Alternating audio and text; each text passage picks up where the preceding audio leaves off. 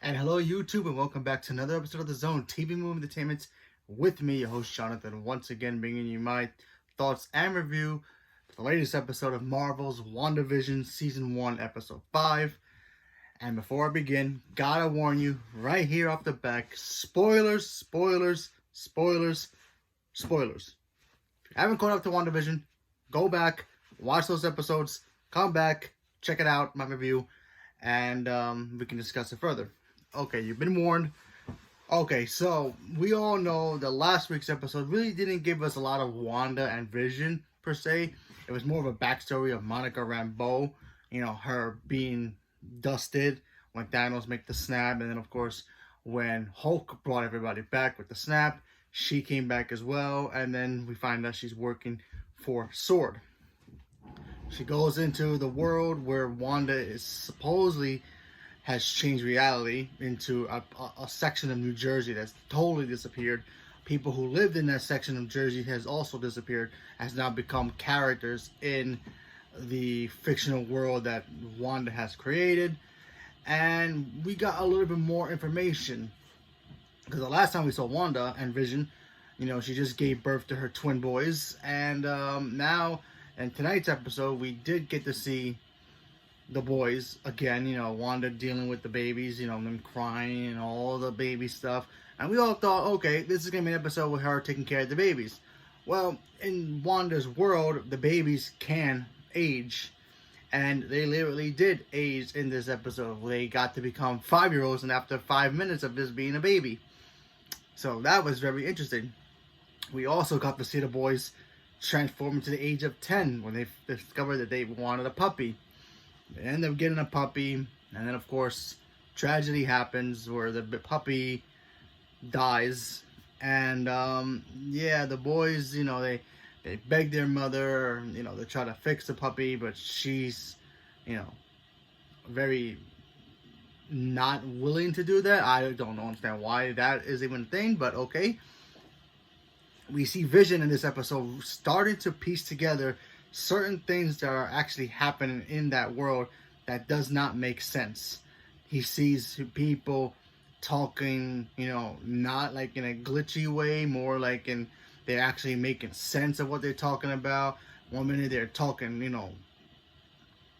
like they're from another world, and then the next minute they're right back into where, being on cue. That actually happened twice, where Agnes said something and then Vision was like, wait, what's going on? He didn't know what was going on in this. And then, of course, Wanda tries to play dumb and like, oh yeah, it's just Agnes doing her thing, And then when Vision goes to his office, one of his co-workers ends up going back to being, I guess, normal. He starts talking about how she's in his head. He can't take it. He doesn't know what's going on. And then a Vision, I guess, snaps him back into that reality that they're in. Very confusing stuff, but when you watch it, you're like, whoa, what is actually going on?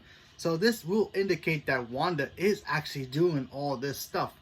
And if you want more proof of that, and this also in this episode, you see Darcy, Agent Wu, and of course, Monica Rambeau. They're all trying to figure out, in the outside world, trying to figure out how to get inside there to try to talk Wanda down. They all know Wanda, for some reason, is warping reality, because one minute you find out that the 60s style clothes that Wanda was wearing, she's wearing that clothes, and then she finds out that those clothes are bulletproof in their world.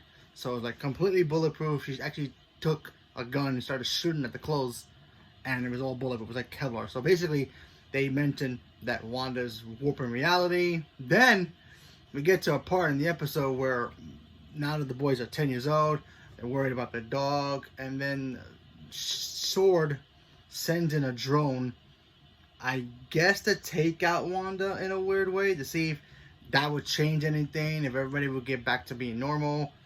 Wanda finds out and gets pissed off. She goes back into the world, outside of her reality, into their world. She ain't happy. She starts dropping the accent, which, by the way, we haven't seen her use that accent since Age of Ultron. A lot of people wondering, why she dropped her accent. I remember reading about the reason why she dropped the accent. I just can't remember what it was. But I'm kind of glad she did brought back the X, and she acted all kind of like, hey, stay the heck away from me. I'm not bothering anybody. I'm in my own world. I'm doing my own thing. Just leave me alone. I don't bother you. You don't bother me, kind of thing. She made the director like he was a joke. And then she did a whole hex stuff that she does. And then because they were pointing guns at her. So at one point, she ended up doing her whole hex thing. And then she had the guns pointed at the director of Sword. And she just went back into her reality. And that was it. So it is cool that Wanda can get out of there. But then again, you wonder, is she aware that she's doing this? Or is she not aware of this? There are so many still questions about all this episode. But, hey, Wanda is no joke. There's a moment in the episode where Monica's like, yeah, she almost took out Thanos herself, which is true. Because if you guys remember in Endgame, she literally almost took him out. Not once, but twice. If you guys remember in Infinity War, she was holding him back as much as she could with just the power of one Infinity Stone versus the power of 6. So that's how powerful Wanda really is. Wanda is the most powerful in the Marvel universe, she's the most powerful Marvel character, and in comics, she's actually she might be one of the most powerful mutants out there as well. But she's not a mutant in this universe, but still, her power is ridiculous and it's amazing. And I think Elizabeth Olsen does a really good job just playing this character. I think she was just born to play this character. She's just amazing in this role. And then we get back into her world. Vision is still confused. He doesn't know what's going on. And oh yeah, by the way, before all that even happens, I totally forgot. We do see a cam footage of Wanda breaking into Sword to get the corpse of Vision. You don't really see her take Vision's body, but we all assume she goes in there to take his body. So basically, Vision is just a walking puppet that's not even alive. She just has him there. She reanimated him in some way. Maybe he's alive to her, but maybe to the rest of the world, he's just there like this. And she's pulling the strings. Kind of like that kind of thing. He's like basically a puppet that she's controlling. Which is, it's crazy to believe that. But yeah, Vision starts to figure stuff out. And then he's like wondering, who am I? I don't remember my life before this all happened. So he doesn't know that he's dead. He doesn't know that. So that was actually kind of fascinating. He starts questioning his loyalty to Wanda. You start seeing Wanda get a little upset. It's like, wait, you never talked to me like this. They start yelling at each other like an old married couple, like literally. And, she's playing coy, like, oh yeah, I'm not doing anything. But in reality, she really is doing all this. Maybe not intentionally, but, we all understand that Wanda is still technically grieving over Vision's loss. Not only the fact that Vision is dead in her life, she lost her brother. She's lost, maybe if she did care about, Black Widow, maybe Black Widow is a friend out, behind the scenes. Maybe she's gone. Tony Stark is gone. So she lost a lot of people that was in her life. Her parents are gone, of what Ultron did to her. All that, that really messed with her head. So she's dealing with this grief of all this loss in her own way, but maybe she's not realizing what she's doing, because a lot of people, including Agents of Sword, they're trying to communicate with her, but she's not letting them get into their world without her knowing. And when she found out, she got really, really, really mad about that. She went out, she told them, hey, leave me alone, I don't bother you, you don't bother me, and went back to her thing. So yeah, and then of course the very end of the episode was like, wait, what? We got to see Pietro. Now, if you don't know who Pietro is Quicksilver. Now, we knew eventually we were going to get Quicksilver back in this world, in Wanda's mind in some weird shape or form, but we weren't sure which version we were going to get. There were a lot of rumors saying that they were going to bring in the X-Men version into this world, because now that they can, and they were going to bring back the Aaron Taylor-Joy, I believe his name is, the actor who plays Quicksilver from Age of Ultron. They were going to bring him back. Nobody knew until we found out that was really Pietro from the X-Men universe. But the question is now, at the end of the episode, he just shows up. He goes, hey sis, how you doing? who's the popsicle, and they're basically talking about Vision. And it was the actor who played Pietro from the X-Men world. So does that mean this is the X-Men Pietro, or is this Pietro from Ultron? They just use the actor from X-Men to play him. That's gonna be the question. My guess, that's Pietro from Age of Ultron. They just recast him with the actor from X-Men. So yeah, even Darcy at the end was like, wait, they recast Vision? So yeah, maybe Aaron couldn't make it. Who knows? I doubt he's playing the X-Men version. I doubt the reality will get to that point yet. I don't think we're going to be getting X-Men characters anytime soon. I could be wrong, but it would be cool if he actually is Pietro from the X-Men world instead of him actually being Pietro from the Marvel world. Because I think he is Pietro from the Marvel world, but it's just the actor who's played Pietro from the X-Men world. Confusing? Yeah, I know, but that's how it is. So, yeah, that was actually interesting. There was also a lot of cool little moments in here as well that we got to notice. We got to see, oh, Monica's like, oh, I know somebody who might be able to help them, you know, try to figure out what's going on with Wanda. And then they talk about how, you know, she almost took out Thanos herself. And then they mentioned Captain Marvel. And then you get Monica's face just change. She goes, yeah, we're not talking about her. So was there a falling out between her and Monica? Who knows? We'll have to find out, you know, when Captain Marvel 2 comes out, because that takes place later. So we're gonna have to wait for that. But yeah, this episode was great. I actually enjoyed it. First of all, seeing the boys change. I feel like the boys are in control of their own selves, and they have the will to transform the ages whenever they want. We'll probably start getting slowly, you know, information about what powers they have. Obviously, in the comics, it's supposed to be Wiccan and Speed, but who knows? You know, maybe the Marvel Universe, they changed it. That's cool, fine, whatever. We'll find out what happens. Maybe one of them will have actual same powers as his mother, and the other one could be like kind of like Vision in a way. Maybe somehow, you know, phasing and super strength and kind of like what Vision does, but more humanized. And I don't think the babies or the kids are in her mind. I think the babies or the kids now, they're not babies anymore. I think the kids now in her mind are actually real.